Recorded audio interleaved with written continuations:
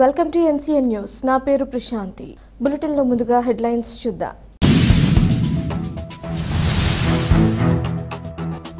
నిడదవోలు శాంతినగర్లో వైభవంగా శరన్నవరాత్రి ఉత్సవాలు. తూర్పు గోదావరి జిల్లా నిడదవోలు పట్టణంలోని శాంతినగర్ 25వ వార్డులో శరన్నవరాత్రి ఉత్సవాలు ఘనంగా జరుగుతున్నాయి. ఈ సందర్భంగా 10వ రోజు అమ్మవారు దుర్గాదేవి అవతారంలో భక్తులకు దర్శనమిచ్చారు.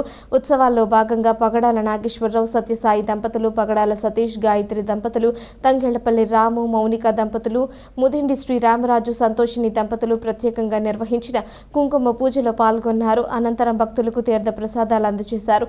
భక్తి సాంస్కృతిక వేడుకల్లో భాగంగా బ్రహ్మారి కూచిపూడి నాట్య నిలయం కళాకారులు భరతనాట్యం ప్రదర్శించి భక్తులను అలరించారు. ఈ ప్రత్యేక కార్యక్రమానికి కేదారిశెట్టి రవి, దాసరి రాజేష్ ఆర్థిక సహకారం అందించారు.